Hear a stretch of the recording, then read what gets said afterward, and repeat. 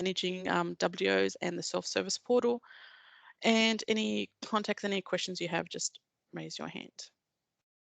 So as I said, I'm part of a team within Legal Aid. So we're a statewide service. We have 6 regional teams across the state, and each team consists of a solicitor and a paralegal. I'm in the Liverpool office, so I cover Southwest and Western Sydney, and then my colleagues cover other areas. So Wollongong covers from Wollongong down to the border of Victoria, and right across to Broken. Sydney covers Metro Sydney to the North Sydney. Gosford covers Gosford, the Hunter, and all that kind of area. Lismore covers Lismore, Tweed, and all the way down to Port. Orange covers Orange all the way up to Burke, Walgett, all that area there.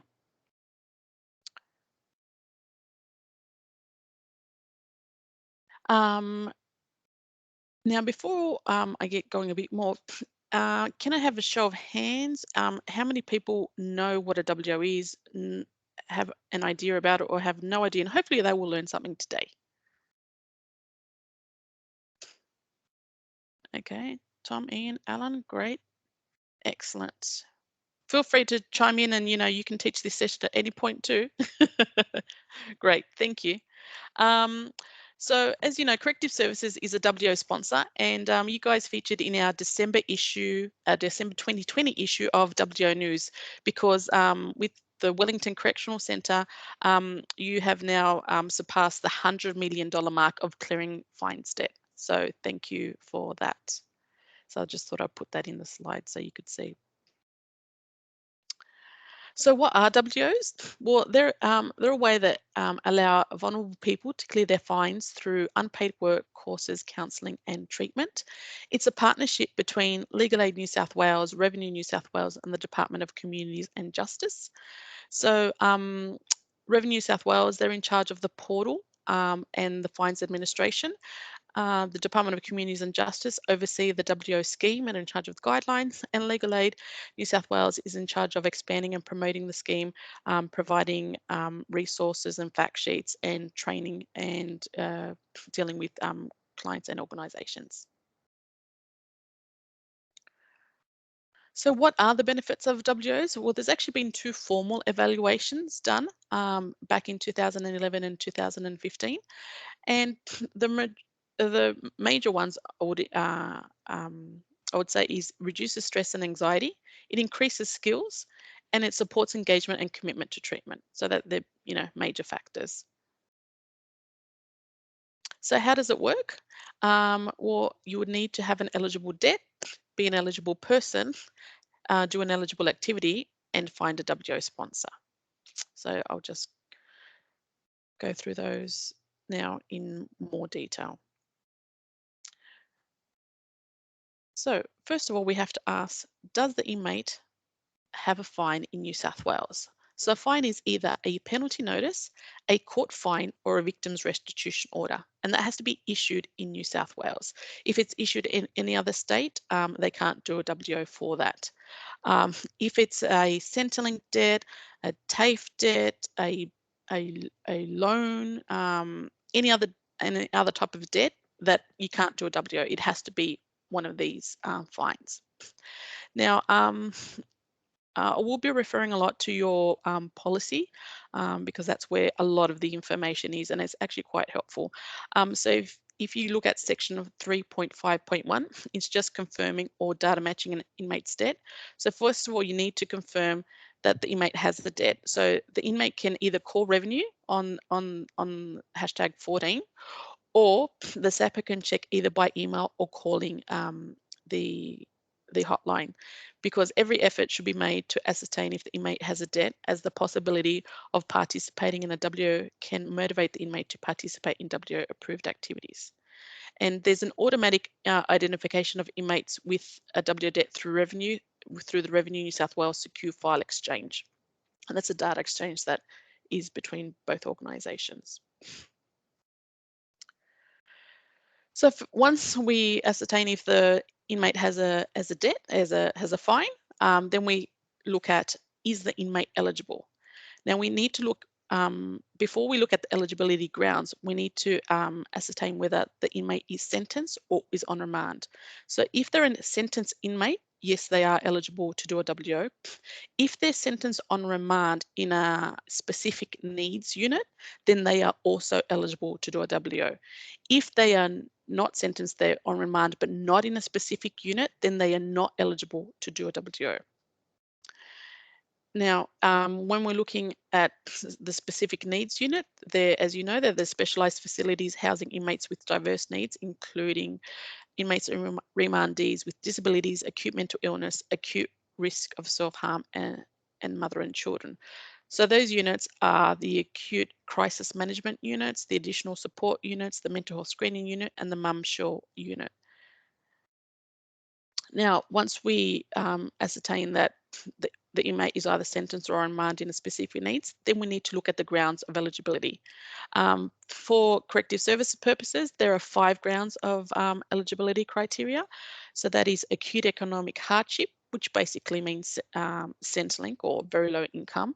If they've been homeless, if they have a mental illness, if they have an intellectual disability or cognitive impairment, and if they have a serious addiction to drugs, alcohol, or volatile substances. Now, an inmate may be eligible under more than one criteria. However, you only need to keep proof of one criteria. And usually the easiest, if the inmate was on Centrelink prior to coming into custody, is the acute economic hardship criteria. So if an inmate is eligible due to acute economic hardship because they were on Centrelink benefits prior to coming to custody, this must be confirmed by Centrelink, and there is a request for confirmation benefit form or the offender admission spreadsheet. For eligibility criteria, please refer to Annexure 4 or 4.4, which is WDO eligibility hierarchy ground and evidence criteria table. Which is this next slide. So that's what it looks like, and it tells you what the ground is and what evidence you need to keep. This table is much longer. This I just took the snapshot of the first 2. Now, oh, that went forward. Okay, so once you know that the inmate's eligible under any of those grounds, then we have to figure out, well, what kind of activity can the inmate do? Now, there are 6 WO activities that could do: unpaid work, financial or other counselling, including case management, educational, vocational life skill courses, medical mental health treatment, drug or alcohol treatment, or mentoring programs for under 25s. Now, there is a full list of WO activities, and that's in Annexure 5, and they've been divided into 4 groups. And depending on the group, what activities are there, and all approved WO activities must be planned. They should be considered as a hierarchy to maximise debt reduction. And when I previously said that the eligibility grounds, so let me just go back, of addiction, if the inmate is eligible under this ground, then they only can do drug and alcohol treatment as a WO activity. They cannot do any other of the activities that are offered. So that's just something that you need to keep in mind. If it's part of a court order or a traineeship or an apprenticeship, they can't do that WO activity. And you can only have one WO open at any one time, but you can have more than one WO activity. Does that all make sense?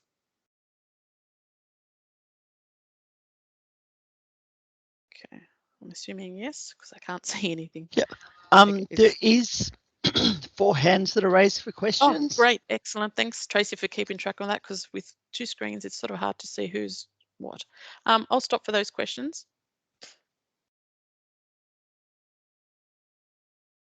Whoever, Ian, you have a question?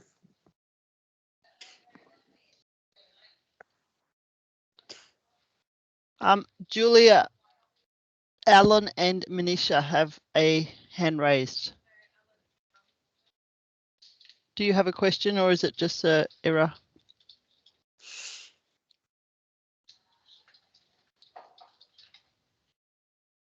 David, do you have a question?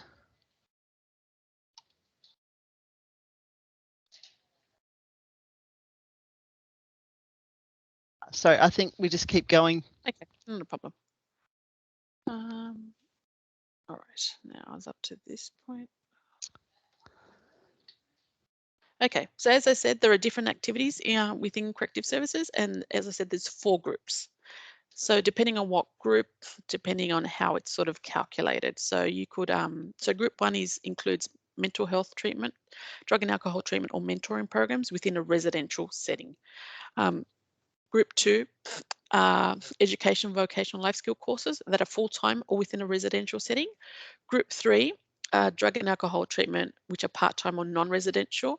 And Group 4 are education, vocational life skill courses or psychological counselling that are part-time or non-residential. In your policy, it says, first of all, look at Group 1 activities if the inmate is eligible. Then if not, check Group 2. Then if not, again, Group 3 and then Group 4. Because this is a hierarchy that they want you to follow. Now, so each individual centre is signed up as a sponsor, and they're signed up in different ways. So to find out what activities your correctional centre does, you can look on EDRMS or the document number D17/543274441. Sorry, 44. In this case, I just put an example of corrective services at Goulburn, and Alex is the administrator. And I know Alex is on today, so thank you, Alex, because I've used you as an example. I've taken the liberty of doing that. So Goulburn, for example, he signed up for every WDO activity possible, both direct and refer. So direct is anything that you do in-house, and refer is anything that an external organisation does. So it could be an external organisation coming in and running that activity, not run by corrective service staff. Now, as I said, I was referring to your policy, and this is what your policy looks like. This is your current policy. It's the version 1.8, and all the information is there. It's quite a user-friendly policy, shall I say, and it does explain a lot of the things that I'm telling you today. It also gives you this really great flowchart. I love flowcharts because I'm a visual person. So this really explains how the WDO works. So again, it says, you know, you have to check if this inmate is sentenced, and if they're not, then it sort of stops there unless they're in a specific needs, and then you need to confirm it and all that kind of stuff. So this is a really good flowchart if you are unsure to have it handy. Now, once we confirm that the inmate does have a fines debt and that they also are eligible, and we've sort of narrowed it down to which activity we're going to do, we have to put all this information on the Revenue New South Wales WDO self-service portal. So you have to go to the Revenue website and click on WDO self-service portal, and that would bring it up. You then have to log in. So your login is your username and your password. If you're a new, so there are 2 types of what we call users on the portal. You have an administrator and you have a standard user. An administrator has a bit more responsibilities. Alex in this case does, where they oversee, they can oversee all the WDOs that are entered by themselves and by standard users, and they can also add and take and remove standard users. So if you don't happen to have a login or a password, contact your administrator, because I do note there are a couple of people that don't have access to the portal yet. So once we're in the portal, then this is what it looks like. We go to create application. And this is so we can enter the WDO that we've already discussed with the inmates. Now, let me just.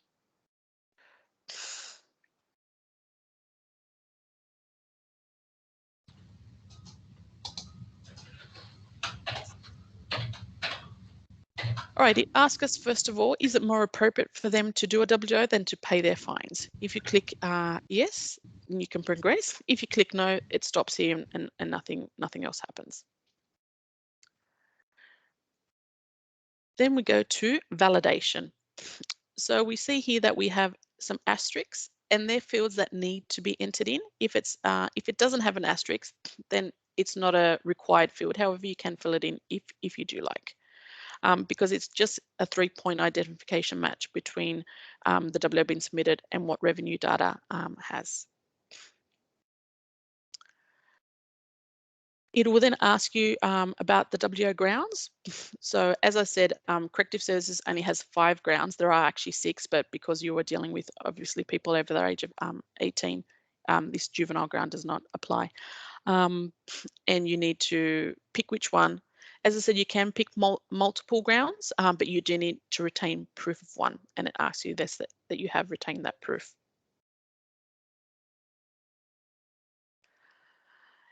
It then asks you for the sponsor details, the case manager. In this case, we're going to use Alex. Alex will be the case manager, and it is a drop-down box.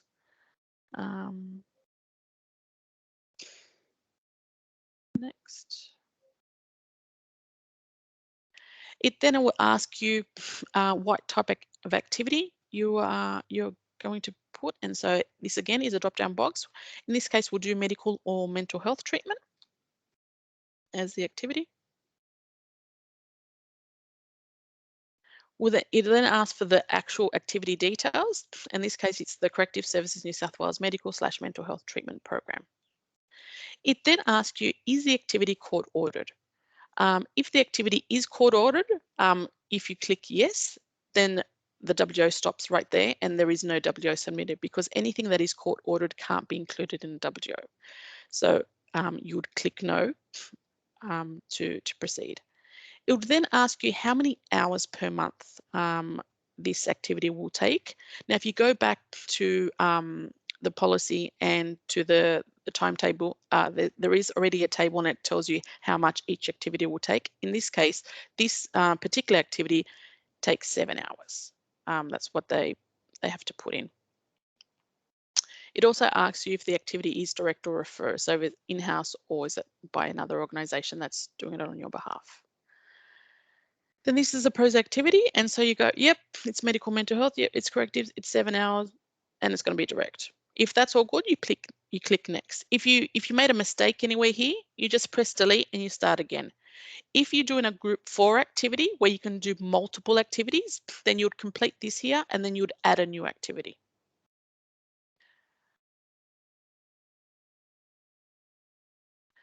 It then asks you about existing debt. Do you authorise revenue to add new enforcement orders? You can either click yes or no, but it's a good thing to talk to the inmate about what happens with new fines, and these are overdue fines, because it could be that whilst they're in custody, they get a new fine for, say, speeding, but you know that they've been in custody. If you've clicked yes and it's gone to overdue, that inmate will be responsible for that fine when in reality they won't, because there was someone else driving their car. So it's best to have a conversation about this. If you click no, then nothing new will come on, but then the inmate will also not be able to do that on a WDO because it hasn't been managed. So it's just a conversation to have. It then ask you if you want to do a payment plan, and you can set that up alongside a WDO if you wish. Then the last bit is conflict of interest. So it just asks, if there is a conflict of interest or a perceived conflict of interest, and you just click yes or no. If for example, you and the inmate have the same surname but are totally not related, just click yes, and you can just write same surname, not related, or or they could be case managed by someone else. Then you agree to the terms and conditions, and you press submit. Now, if everything has gone according to plan, you'll get this, the green screen, you get success. And it's like, yes. However, if you get anything other than this, please call the hotline, because something's happened with the WDO application in the meantime. It could be that, there has been a misspelling of the name, or the date of birth is just the wrong way around. So just double check what happened with the application if you don't get this. Now, once the WDO application details are entered and submitted, it's deemed to be accepted. There is no backdating, so any activities undertaken prior to the WDO being submitted cannot be included in the monthly report. And after entering a WDO, this must be recorded on OIMS according to the relevant annexure, which is annexure 4.3 or an extra 3 in OIM's entry for WDO actions. Now, when an offender is transferred to a different centre, the WDO must be closed, and now you need to provide or supervise activities. So this is the record keeping here. See an extra 4.3 or an extra 3, sorry, 4.3 OIM's entries.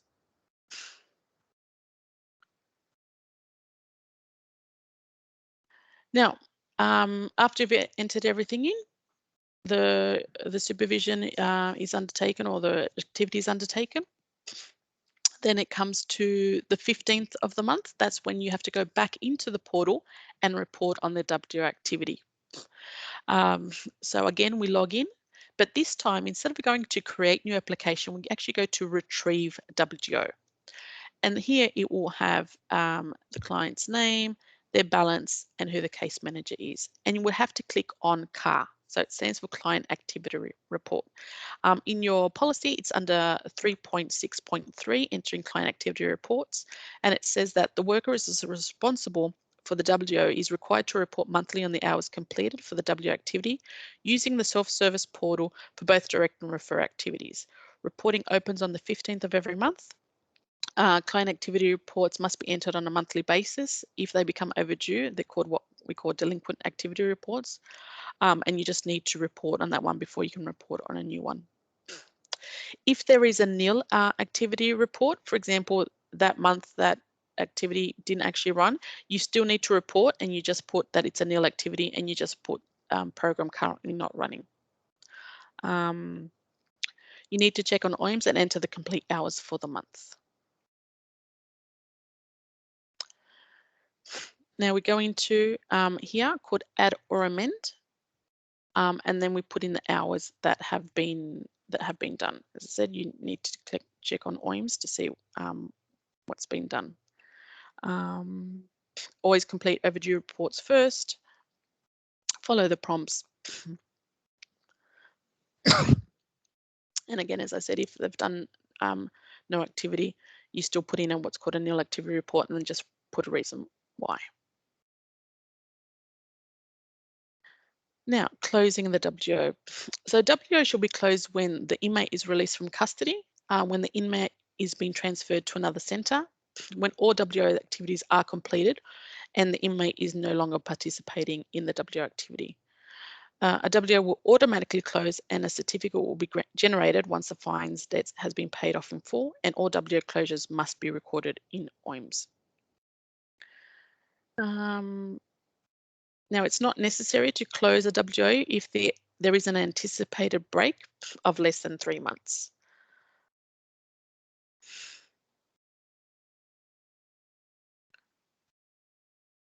Now, everything goes well, they will get this. It's called a certificate of achievement, and you can give that to the inmate. And it says there that any fines debt that was on the original WDO will now be has now been cleared. However, if they got new fines or some weren't on there, they still need to manage that. That fine debt. Now, where do you go for help? If it's a portal-related question or a general WDO question, you contact the Forever New South Wales WDO hotline. The staff are very nice, and they can answer your queries. If it's about fines in particular or training and support, then you contact legal aid. Any questions?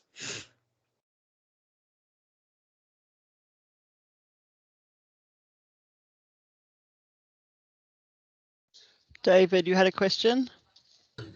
Yeah, thanks, Tracy and Karina. Just a question. Because an inmate is in custody, does that automatically qualify them for economic hardship, or do they have to have evidence of being on a Centrelink benefit? Great question, David. Had you asked me this question last year, I would have said yes, but there's been a change, so now I have to say no. The policy before this did change eligibility grounds, and it did say for the mere just because the inmate was in custody, they were automatically assumed to be in acute and economic hardship. So that was easy. But then they changed the policy again and said no. If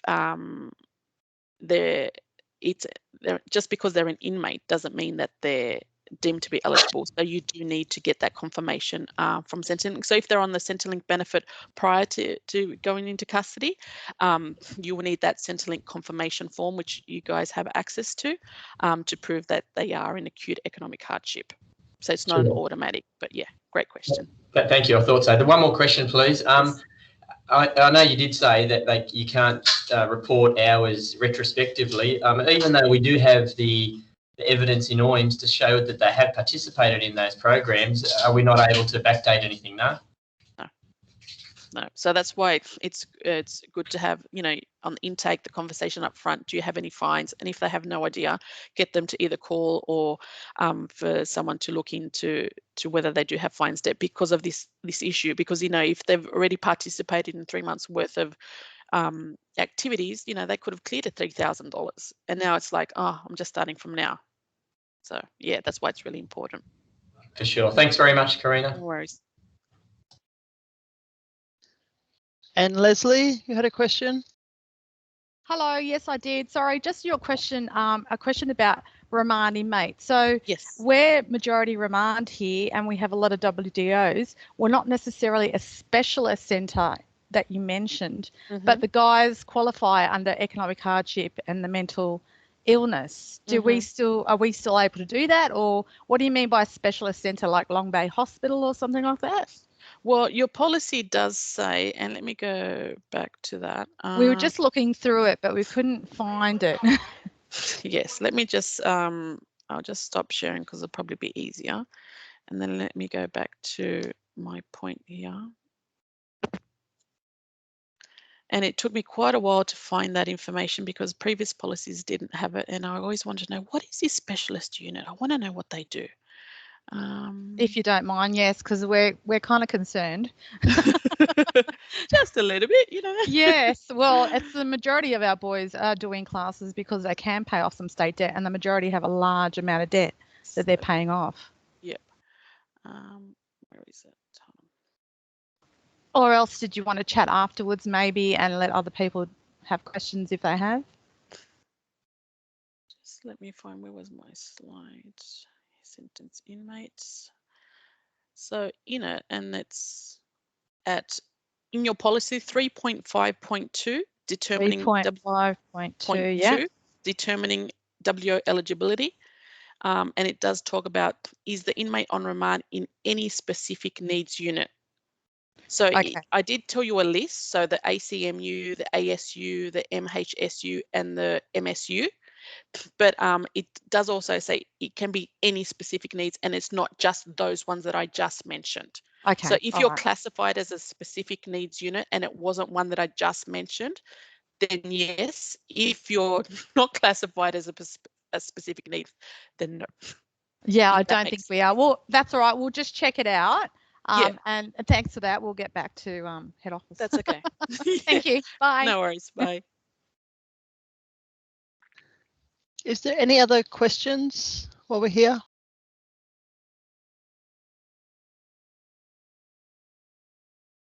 Fiona?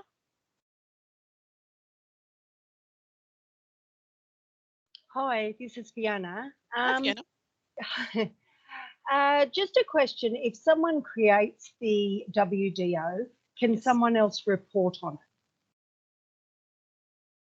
So does that mean that they've created, so Fiona has created and Fiona is the case manager, but then Fiona's gone on leave or something, and then Ian has to report on that. That's right. Yeah. Probably what you would need to do, the administrator will probably need to change the standard user and change it to Ian, so then Ian can report, because Ian can't see what Fiona has done, because only Fiona can see what Fiona has done. As in, you can only manage your own WOs that you enter yourself, unless you're an administrator like Alex, and she can see Fiona, Ian's, Leslie's, everyone else's. Awesome. Thanks for the clarification. Not a problem. Yes, Helen. Just to clarify an answer to a question that you gave before, we were notified sometime earlier this year that under section 7.2, and there's actually in terms of being eligible, for a WDO, we were told that as long as they're sentenced, they are eligible on the grounds of financial hardship. And it's actually, at that time at least, was in the policy that what we would do, and what I write into each notation in terms of eligibility, I write confirmation of inmate as sentenced, OIM's header block, as per 7.4.2 bulk criteria for sentenced inmates specified in the policy for work and development orders for sentenced inmates. Does that change? As I said, I can't see your policy now for some reason. My Adobe just not working. But there used to be, in the previous policy, it used to go up to 8. This new one doesn't go up to 8 at all. It stays at, I think, at 5. So you would just need to check that reference that I gave you about 3.5.2, which looks at the eligibility. If I go back to the little flow chart that you guys have here, let me just share that again.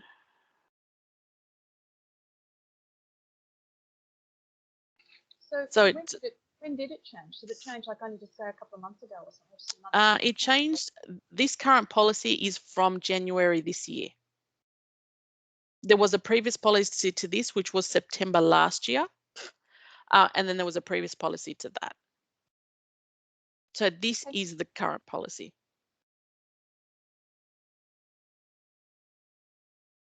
Does that make sense? Yes, I would say, yeah, it's just changed since I last checked it. Thank you. Yeah.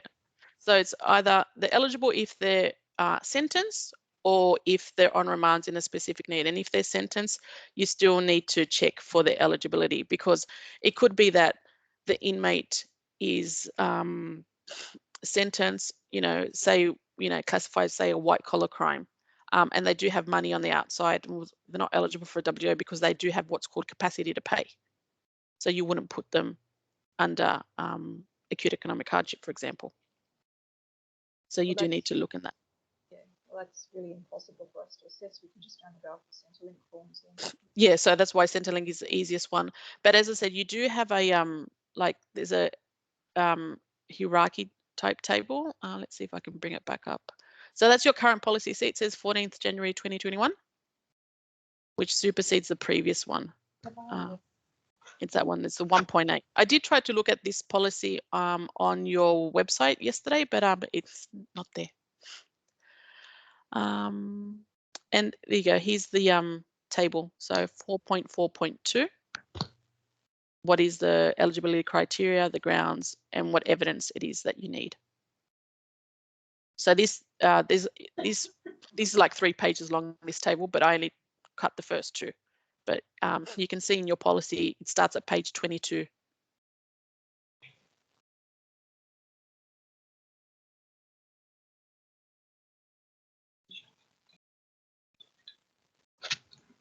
Okay, anyone else have a question? Does that answer your question, Helen?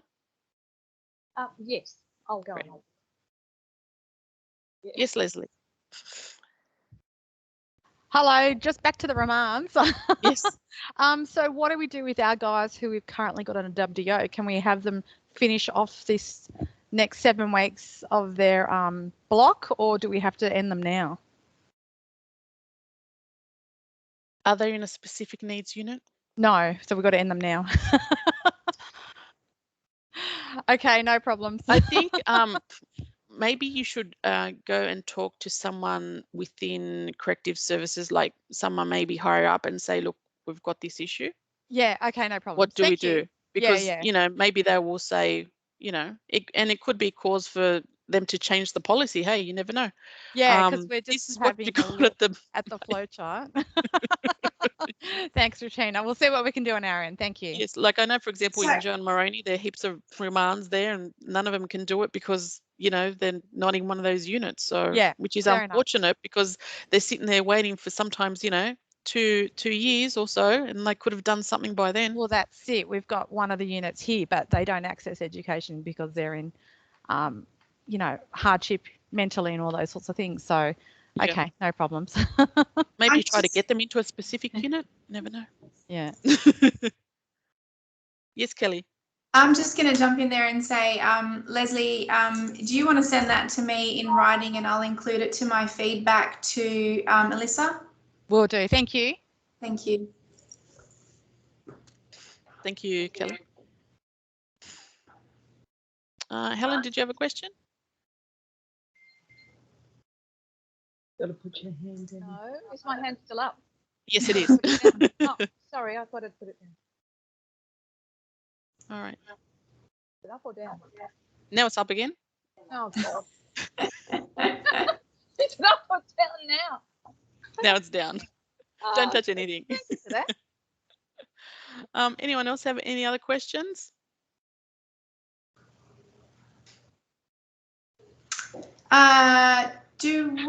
Karina, do we have access to your presentation if anyone wants to refer to it later? I know it has a lot of screenshots of documents that are ours, but just as a reminder. I can send it to you. Yeah. Yeah, that would be much appreciated. Thank you. I'll send it to Kayla. Thank you. No worries.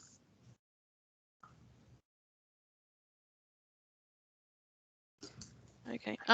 Did you learn anything new? Was it helpful? Was it like a waste of time? You think, oh gosh, I'd never get half an hour back from my life.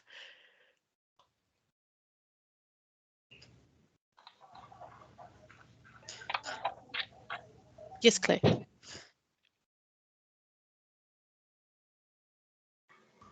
Helpful. Oh, thank you, Linda. Oh, thanks, Fiona. If that's the end of your presentation, Karina, is that correct? Yeah. And if nobody has any further questions or comments for Karina, then we might wrap it up. Thank you so much for taking the time to come along today and give a little session. We really appreciate it. And to all those who have participated, if you want to send follow-up questions or comments, Kayla can collate those. Thanks, Kayla.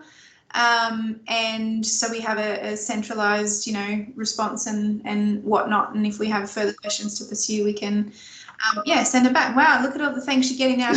Yeah, thank you. Alex, I would like to see your face because I use you as an example. I'm like, I wonder what she looks like. Did you just say Alex? Yes. That's a he, Alex. Oh, sorry, Alex. Okay, it's one of those names. It is one of those names. Yeah. All right. Thanks, everybody. All right. Thank you, everyone. And yeah, any questions, just send them through. Yeah, you definitely need to look at your current policy. I know it does change all the time, and you'll probably change again. And so I'll probably come back again. But yeah. And yes, Julia, in response to your question, I have the policy ready in an email to send out to everybody. So we'll just make sure we've got everything together, and you'll get something within half an hour or so. Great. Thank you, everyone. Thank you for participating. Thanks. Bye. Thank Bye. you. So I was here and I couldn't get back to the visual. I don't know how